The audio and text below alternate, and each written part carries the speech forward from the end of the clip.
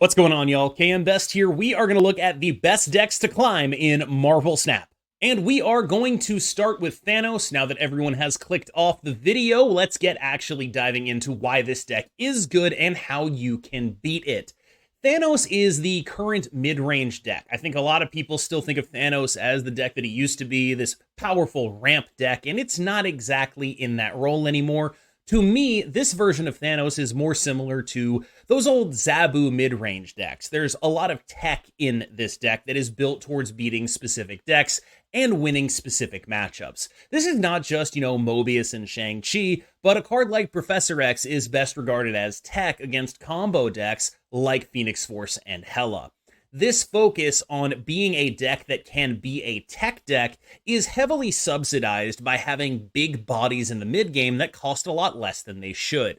Cull Obsidian is one of these, but another one that I think everyone is aware of at this point is Mockingbird.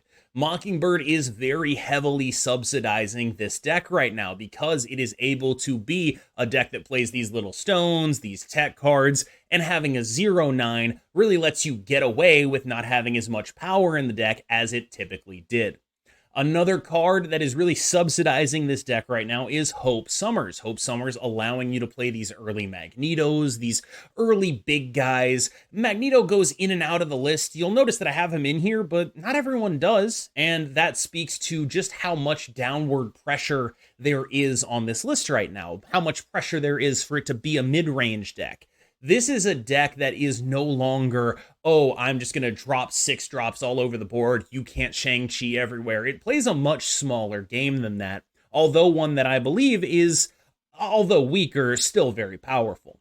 Thanos as a mid-range deck can be attacked in a few ways. You can try to interact with the stones, deal with them with either Killmonger, or deal with Mockingbird with Mobius and Mobius before the big M-Bird herself comes down. Me personally, I do actually think that the nerf to Thanos did some damage. It just didn't do enough damage to outweigh the fact that the best players in the game have been playing this deck for the last 4 months and are very, very comfortable on it.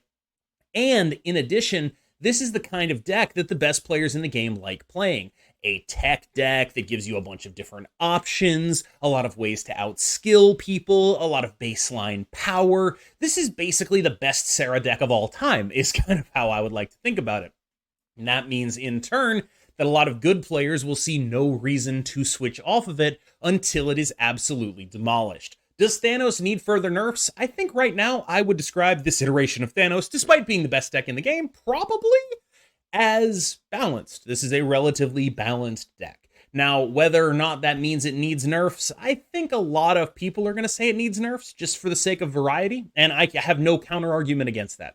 People are going to want variety in their card game. Thanos has been at the top for so long, and while I do think he's, one of 4 really good decks right now, the fact that he's still one of them is rubbing people the wrong way, and I can't really tell them to not get rubbed that way. That's just how it is. Shout out to Robert Kraft.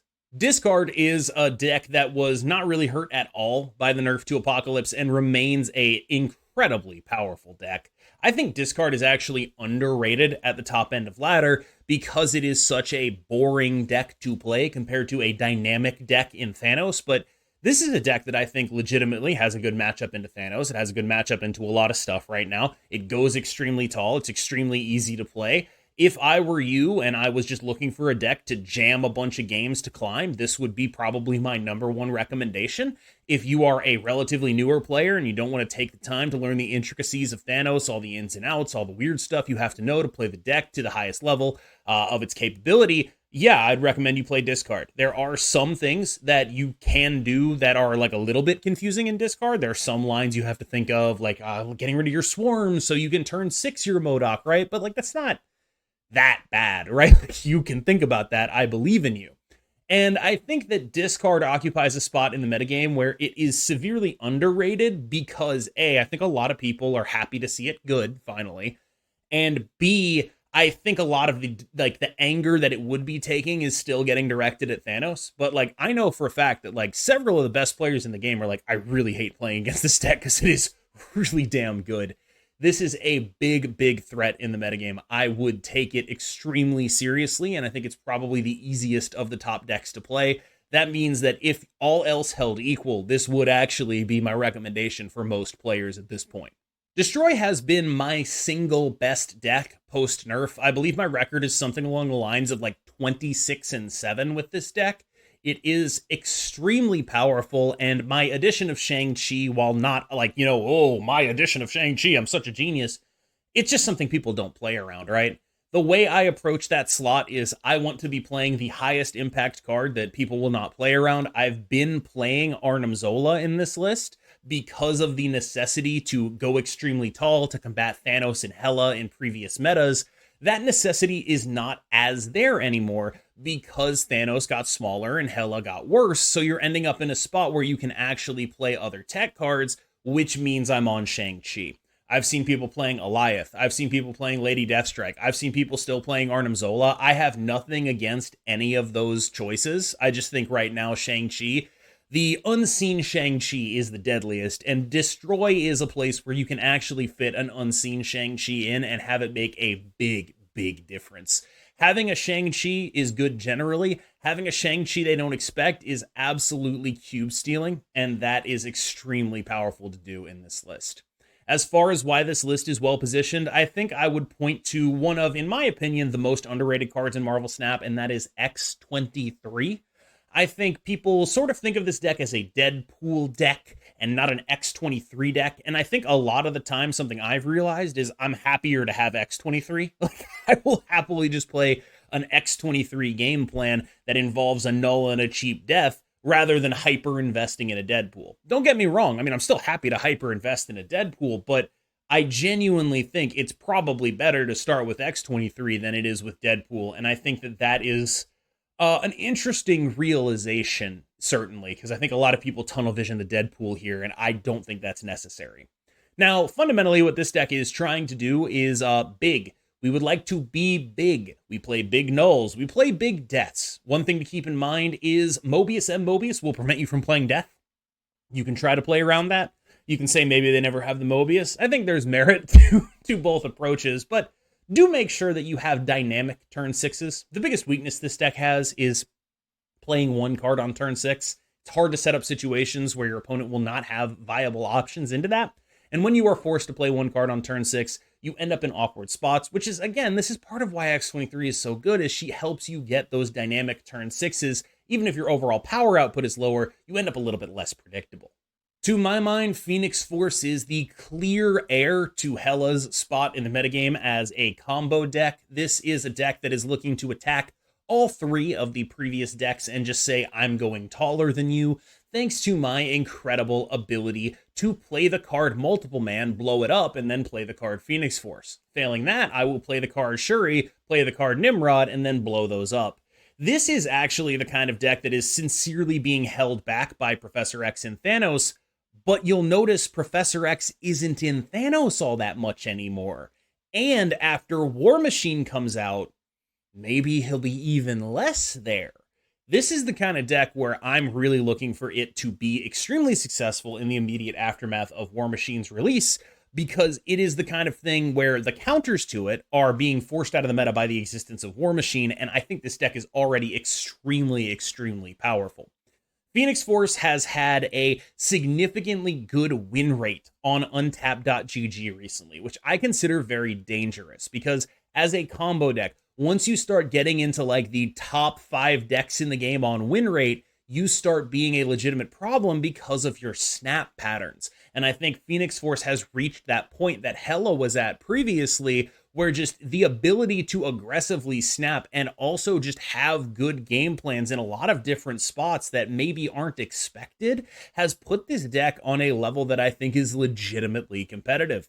Phoenix Force is legitimately good. If you were a Hela player last metagame, you should be a Phoenix Force player right now. It's doing much the same thing, and if you want a crash course in the deck, please do check out my video with Husky Puppies. Next up is Loki, and at the top of the metagame in top 100, I believe that Loki is on equal footing with the 4 decks I've already talked about here. However, I think that this is a deck that scales extremely high with skill expression. The best players in the game are going to be better at playing this deck than most other people are, and that means that it ends up behind them on this tier list, because this tier list isn't for those players. This tier list is for people who are looking to climb, maybe to get into Infinite, maybe to get towards top 100. It's not meant for Tanjo. And if you are Tanjo, hi, but this is the deck that you're playing, if -1 card. And if you are not Tanjo, I think this deck is much harder to play than most people think.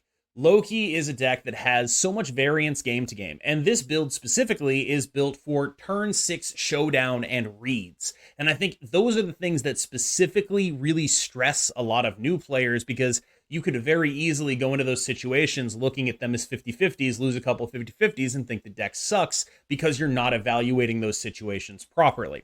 And I think that is the major thing that holds this deck back from having a higher win rate among the community at large. When you look at untapped.gg data, you see Loki as like a legitimately poor choice. And I think that for most people, that is probably true. The interesting dynamic that Loki has had ever since his release is that he's either been super, super good at top ranks and also at the same time bad at low ranks, which makes him very hard to balance.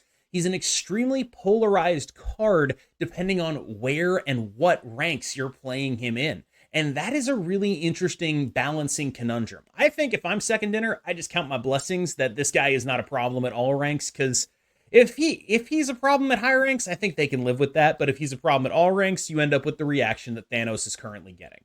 Loki is a good deck. This is a very difficult build to play. Let me stress that again.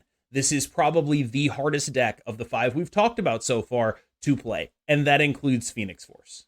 So here's where we get to what I would consider the tier 2 or honorable mentions, but I think that that can be a little bit more, nebulous than it normally is, which is to say, these are decks people play against me at the high end of ladder. These are decks people have brought to tournaments and succeeded with. These are good decks. They're just a little bit unsure of their own footing in the current space of this metagame. So for me, I want to start with the Shuri Enjoyer Thor deck, which I think is a very clever addition to the, I would say, alt Sarah deck canon. By what I mean is, this deck is basically Sarah, but it doesn't play the card Sarah.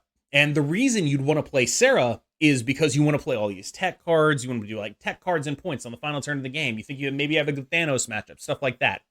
Issue. Thanos plays Mobius, so you invest in Sarah on turn 5, you eat a ton of shit. Then that's how you get to here. This is alt Sarah. It's Sarah without investing in being a Sarah deck. It's Sarah without the card Sarah. Similar way to play, different overall outcome, better matchup into Mobius. Shuri Enjoyer got 4th place in the Lambie Open with this list, against a field that was mostly composed of Thanos, and that is a valuable thing to do. This is a deck that has a very simple play pattern, a very solid control game plan, and will execute that game plan with general solid regularity. One interesting thing to note, however, is that you might think, oh, Jane Foster, that's awesome, I draw that, I snap. However, what'll happen a lot of the time is your opponents are just going to leave. So there is actually not necessarily some value in not playing Jane Foster, but in those games where you draw a natural hammer, they don't know that. And that hidden information is something you can leverage in those spots, and that's something you should be thinking of a lot when you play a deck like this. This is, in effect, a Sarah deck that is just looking to play tech and supplement that tech with, 0 6s and 0 7s. That's pretty much what's happening here. And in that way, it'll play exactly like the Sarah decks you're used to, but with less instantly dying to Mobius. In a similar alt Sarah style of space, you have the typical big baby hope mid-range deck. I think this deck is solid, but I don't think it would be one of my most recommended decks. I think both of these decks are occupying a similar space, and the Thor deck does it just a little bit better and a little bit more reliably. This deck feels like it's sort of middling between the Thor deck and Thanos, where the stuff this deck does good, Thanos does better, and or the stuff that this deck does good, the Thor deck does better, and being in the middle of those two spots is not giving it as much as you would like from choosing to make that decision. Sometimes a deck in between two good decks can actually outperform them, but I think in this case, it's not doing either of the plans well enough to justify being played over the other two. It is more weak to Mobius than the Thor deck, thanks to the Black Bolt stature stuff, and it's not as good as going tall as the Thanos deck is because, that deck plays Mockingbird and Cull Obsidian, so what are we really doing here? You end up in an interesting spot with this list where in the Thanos deck, you're just like 45% against them. Like whenever you play against them, you're just like, oh, they're me, but like a little bit better. And then you're not as good at leveraging tech as the Thor deck, and it's kind of a whole thing. One thing that this deck does do really well, though, like I know this sounds dumb, but this deck plays Magneto, and it plays Magneto early, and I think if this deck was not like a Magneto deck, I don't even know if it would even exist. Like, Magneto Doctor Doom Hope Summers is just, it's so good. It's so insanely good. And I think that, like, that would be what you'd describe as the backbone of this deck, is basically just Hope Summers and those 6s, because, like, they're how you win basically every game. You can play Hela if you want. I just think it's going to be a little bit less reliable for you than something like normal discard, which can actually threaten Hela in terms of points, which is messed up. And, of course, Phoenix Force, which, again, can threaten Hela in terms of points, which is messed up. And I think that right now, the fact that Hela has to become a much less consistent deck has legitimately hurt it. The major things that Hela had going for it were being hard to interact with, if not impossible, and having the ability to see a bunch of the deck thanks to Lockjaw and Jubilee. Now that we can't play Lockjaw, that's a lot less true, and now that we're a Corvus deck, we're a lot less reliable. So we've ended up in a spot where the two things that made this deck stand out from the pack have both been hit significantly. And the fact is that when those two things are hit, it's hard to find a reason to play it. That said, if there is a massive uptick in people playing stuff that beats Phoenix Force, Shadow King, Profex type stuff, where like, you really want to beat Phoenix Force, you can, right? And that stuff is not good against Hela, so if there's an uptick in that, there's an argument for playing Hela again. It's just right now, if you've noticed, we're actually at kind of a nadir for tech decks, right? Thanos is the only deck that's in that like top 5 that's really packing the tech. Loki gets rid of it half the time it plays the card Loki, and Thanos is really kind of the Zabu of this format. And so you end up in this awkward spot with Hela where it's like probably a little bit worse than Phoenix Force at doing what it does. It doesn't have the consistency advantage that it used to have, and it's just hard for me to argue playing this deck over Phoenix Force basically into any situation.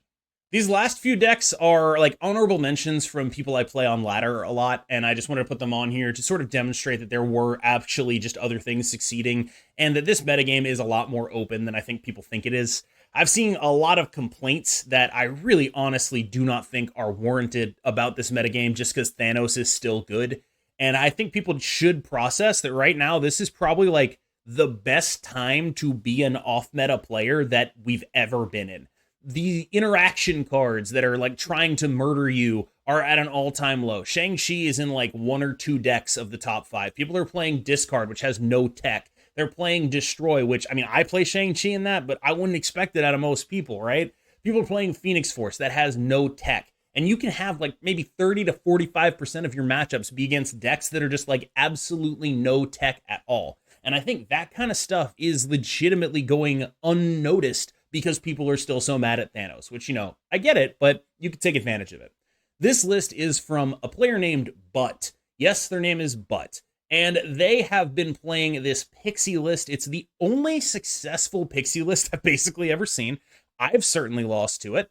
And I think what it does is leverage cards like Valkyrie and Mobius very well, which are tech cards, but sort of off-tech cards. And I think that kind of stuff is important to do. In addition, it's just a really good Mockingbird deck. In a world where people are successful in lobbying Second Dinner to just make Mockingbird have texts that say Thanos stones don't count, this is probably the best Mockingbird deck. And I think a lot of that is down to, Mysterio, Squirrel Girl. For this reason, I think this is sort of supplanting Zoo on this tier list, where it's just like, this is a really good Mockingbird deck, attacking the metagame from a really awkward position. And I think that kind of stuff is very valuable. Valkyrie especially is really compelling to me right now in a world full of Phoenix Force as a tech card that actually just straight up works there. That's a rare thing to have, a card that'll actually just win a lane against Phoenix Force no matter what. And having that in your deck is really, really, really strong. So I think this deck leverages a couple of the dynamics in the metagame very well in order to create extremely powerful board states and attack from an odd angle. This is Yo Woody's Clog list, and I think a lot of people are playing around with Clog stuff right now, and that is part of the reason Destroy is so good, no joke, like that's for real. And I think right now, I would be able to forgive you for playing this deck for one reason and one reason only, and it is that it farms the hell out of Thanos. This is a Thanos counterpick deck. You want to beat up Thanos, this deck is really good. It's also interestingly, like it matches up very oddly into Phoenix Force because clogging Phoenix Force lanes is good. It prevents them from sort of capping out. One of the things Phoenix Force does well is get 32 based on having 4 Phoenix Forces in a lane. For every space you clog up, they end up with less spot.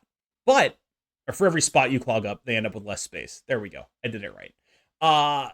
Phoenix Force also plays a lot of boom booms, right? There's Carnage in there, there's Venom in there, there's Deathlock in there. And so it sort of creates this, like, a little bit more intricate dance of a matchup that I think is actually pretty interesting. But this deck, I should say, has the tools to take on 2 or 3 of the top decks in the metagame, depending on how you feel about the discard matchup. Discard, another deck that actually does get pressured by having limited board space because of Swarm specifically, is another interesting spot that this deck is in.